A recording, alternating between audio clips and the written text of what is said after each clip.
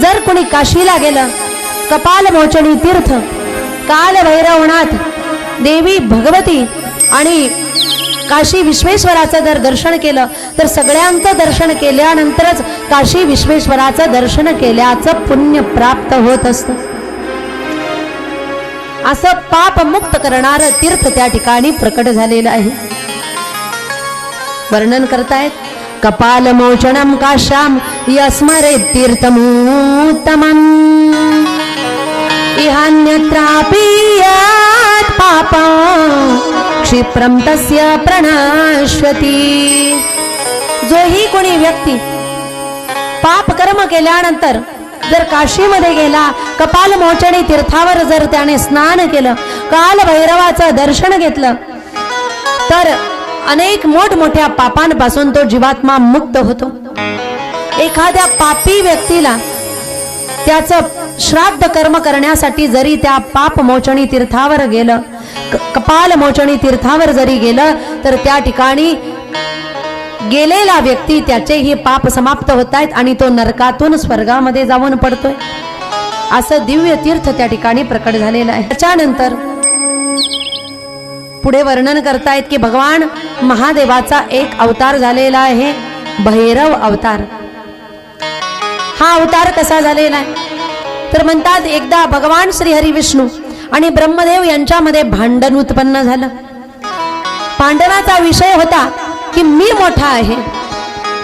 विष्णू म्हणतायत की मी, माझ्या नाभीतून कमल आणि कमलामध्ये तुम्ही उत्पन्न झालेला आहात, म्हणून मी तुमचा पिता आहे, तुम्ही माझे पुत्र आहात. ब्रह्मदेव म्हणतायत नाही, मी मोठा आहे, तुम्ही लहान आहात. आता ब्रह्मदेव श्री हरी विष्णूंच्या नाभीतून प्रकट झालेले आहे, म्हणजे विष्णूचे पुत्र आहेत. पण ब्रह्मदेव काही ऐकायला तयार नाही. अशा वेळेस भगवान महादेवाला हे भांडण समजलं आणि त्या ठिकाणी एक मोठा अग्निस्तंभ प्रकट झाला. जसा अग्निस्तंभ प्रकट झाला, विष्णू आणि ब्रह्मदेव त्या अग्निस्तंभाला कुठे अंत आहे, कुठे त्याचा उदय झालेला आहे हे शोध घ्यायला निघाले. म्हणतात, या अग्निस्तंभाचा आधी अंत ज्याला कळाला तो मोठा आणि ज्याला कळाला नाही तो लहान. दोघही देव फिरले. हजारो वर्ष त्या दिव्य अशा अग्निस्तंभाच्या आजूबाजूला फेऱ्या मारल्या, पण त्यांना अग्निस्तंभाचा आदी मध्य आणि अंत कळाला नाही. ना आधी कळाला, ना मध्य कळाला, ना अंत कळाला. पण ब्रह्मदेवाने एक चुकीचं कार्य केलं.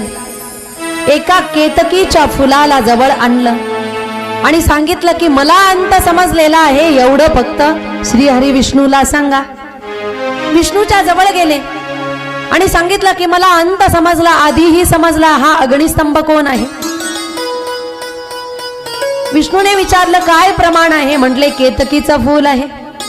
केतकीच्या फुलाने त्या ठिकाणी उत्तर दिलं, हो ब्रह्मदेवाला आधी अंत समजलेला आहे. ठीक आहे, जर तुम्हाला आधी अंत समजला असेल तर मी तुमचा शिष्य आणि तुम्ही माझे गुरु, तुम्ही श्रेष्ठ आणि मी कनिष्ठ.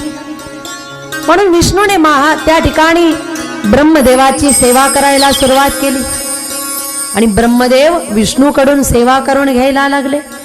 जेव्हा ही गोष्ट महादेवाला कळाली की ब्रह्मदेवाने खोटं बोललेले आहे आणि खोटं बोलायलाही लावलेलं आहे, त्यावेळेस महादेवाला सहन झालेलं नाही. भगवान महादेवाचं एक नाव आहे भोलेनाथ.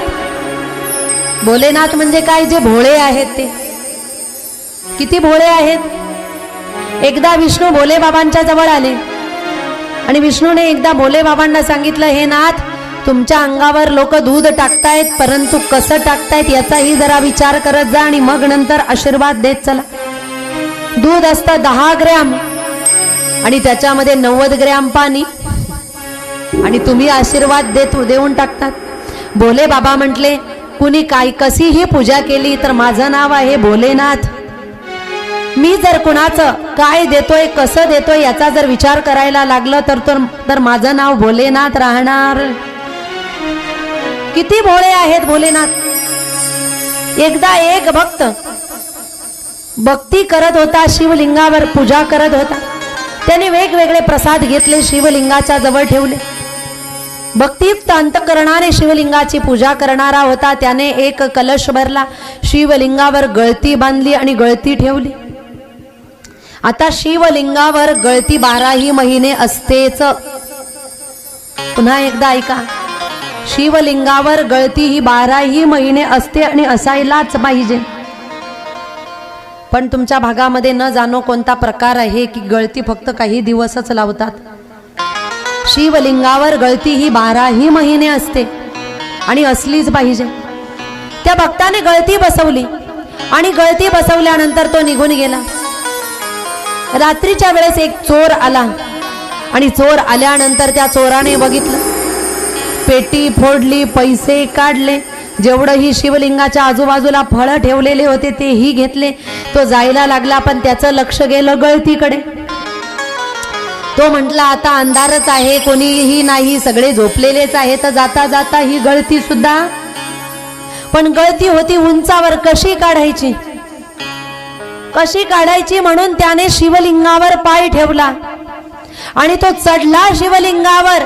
त्याने गळती काढून घेतली, घंटा बसवलेला होता तोही काढून घेतला आणि जसा त्याने काढला, भगवान भोले बाबा प्रकट झाले, उभे राहिले आणि म्हणायला लागले, वाह, आतापर्यंत माझ्या अंगावर पत्रम पुष्पम फलम तोयम, पाणी अन्न जल सगळे अर्पण करणारे दिसले, परंतु सर्वस्व अर्पण करणारा तुझ्यासारखा कोणीही सापडला नाही. मी तुझ्यावर प्रसन्न झालो आहे. भगवान भोले बाबांनी दर्शन दिलं. आता तो भगवान भोले बाबावर चढून अर्पण झालेला होता की चोरण्यासाठी उभा होता, चोरी करायला उभा होता. पण भोले बाबा त्याच्यावरही प्रसन्न झाले. आतापर्यंत सगळ्या देहाने माझ्यावर कुणीही चढलं नाही, समर्पित झालं नाही. रावणाने तरीही मस्तक कापून मुख वाहिले, पण तू शरीरासहित सर्वांगाने मला समर्पित झाला. एवढे भोळे आहेत भोलेनाथ. पण भोले बाबांचं एक नाव आहे भोले भाले. ते भोले सुद्धा आहे आणि हातामध्ये भाला सुद्धा आहे. जर कुणी चुकी केली तर तो भाला घेऊन दंड सुद्धा देणारे आहेत. भगवान भोले बाबांनी बघितलं की ब्रह्मदेव चुकीचं वागतायत, खोटं बोल. भगवान महादेव प्रकट झाले, अतिशय क्रोधामध्ये होते आणि जसे डोळे लाल बंद झाले, संपूर्ण शरीर कंपायमान झालं. बोलायला सुरुवात केली, हे ब्रह्मा, तुम्ही केतकीच्या फुलाला बोलवून चुकीचं बोलायला लावलेलं आहे आणि विष्णूकडून सेवा करून घेतायत, हे फार चुकीचं आहे. म्हणून अतिशय क्रोध उत्पन्न झाला आणि भगवान भोलेनाथ म्हणतायत की आजपासून माझ्या अंगावर कधीही केतकीचं फूल मी कधीही सेवेमध्ये घेणार नाही किंवा माझ्यावर पूजेसाठी चढणार नाही.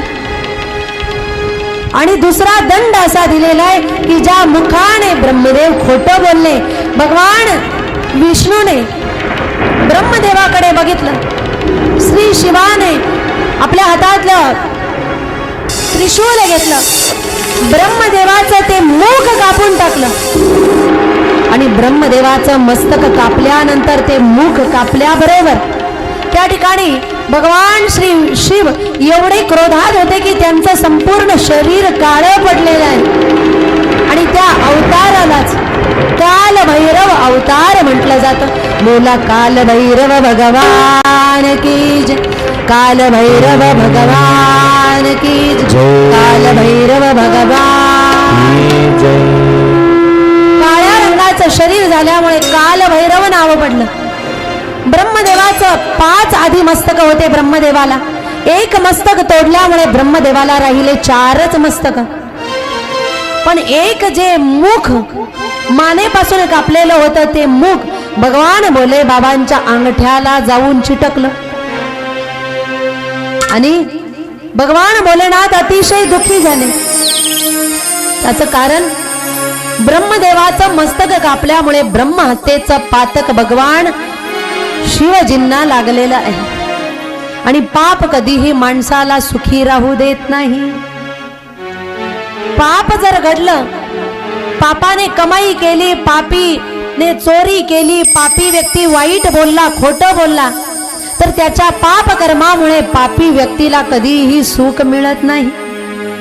एक वेळ बाप माफ करेल पण पाप कधीही माफ करत. पाप मनुष्याला सुखाची झोप सुद्धा लागू देत नाही. मग ते पाप कशाने होतं? पाप कायेनेही होतंय, पाप मनानेही होतंय, आणि पाप हे आपल्या वाचेने सुद्धा होतंय. कायिक पाप असेल, वाचिक पाप असेल, मानसिक पाप असेल, हे पाप मनुष्याकडून का होत आहेत? त्याच्याही मागे कारण आहे. म्हणतात अन्निच्छन्न पिवार्ष्णेय बलादीव नियोजिता कामयेष क्रोधयेष रजोगुण समुद्भवा. काम एष क्रोध एष रजोगुण समुद्भवा महाशन महापापमा विद्धेनम इह वैरिणम. हे जे विषय विकार आहे, या विषय विकारांमुळे इच्छा नसतानाही मनुष्याकडून पाप कर्म घडत असतात. म्हणून मनुष्याने जर पाप आपल्याकडून व्हायला नको तर विकार बाहेर काढण्यासाठी प्रयत्न केले पाहिजे.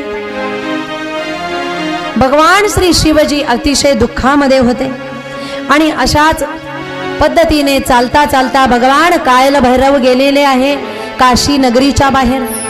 काशी हे नगर असं आहे की काशी या नगरामध्ये कधीही पाप प्रवेश करत नाही. काल भैरव प्रवेश करू लागले, काल भैरवाने प्रवेश केला, परंतु पाप जे होतं ते बाहेरच राहील. जसं काशीमध्ये कधीही पाप प्रवेश करत नाही, तसं कथा कीर्तनामध्येही कधीही पाप प्रवेश करत नाही. मंदिरामध्ये भगवान परमात्म्याचं तीर्थक्षेत्र असेल किंवा भगवान परमात्म्याचं मंदिर असेल, नित्य निवास असेल, त्या ठिकाणी पाप कधीही प्रवेश करत नाही. म्हणून ज्ञान मंडपामध्ये, कथा मंडपामध्ये जर येऊन बसले, जेवढेही वेळ तुम्ही बसणार तेवढा वेळ आपल्या मनामध्ये कधीही पाप विचार उत्पन्न होत नाही, कोणत्याही वाईट भावना मनामध्ये येत नाही. त्याचं कारण या ठिकाणी पाप कधीही प्रवेश करत नाही. काशीमध्ये प्रवेश करता करता ब्रह्मदेवाचा जो मुख हाताला चिटकलेलं होतं ते गळून पडलं आणि त्या ठिकाणी एक तीर्थ निर्माण झालं. त्यालाच कपाल मोचन तीर्थ असं म्हटलेलं आहे. आणि त्या कपाल मोचन तीर्थावर भैरवनाथ सुद्धा बसलेले आहेत आणि त्याच ठिकाणी बसून अनेक भक्तांना दर्शन देत आहेत. जर कोणी काशीला गेलं, कपाल मोचनी तीर्थ, काल भैरवनाथ, देवी भगवती आणि काशी विश्वेश्वराचं जर दर्शन केलं तर सगळ्यांचं दर्शन केल्यानंतरच काशी विश्वेश्वराचं दर्शन केल्याचं पुण्य प्राप्त होत असतं. असं पाप मुक्त करणारं तीर्थ त्या ठिकाणी प्रकट झालेलं आहे.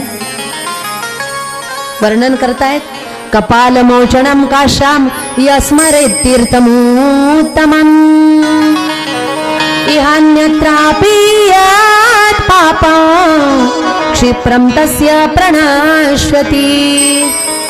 जोही कोणी व्यक्ती पाप कर्म केल्यानंतर जर काशीमध्ये गेला, कपाल मोचनी तीर्थावर जर त्याने स्नान केलं, काल भैरवाचं दर्शन घेतलं, तर अनेक मोठमोठ्या पापांपासून तो जीवात्मा मुक्त होतो. एखाद्या पापी व्यक्तीला त्याचं श्राद्ध कर्म करण्यासाठी जरी त्या पाप मोचनी तीर्थावर गेलं, कपाल मोचनी तीर्थावर जरी गेलं, तर त्या ठिकाणी गेलेला व्यक्ती त्याचेही पाप समाप्त होत आहेत आणि तो नरकातून स्वर्गामध्ये जाऊन पडतोय.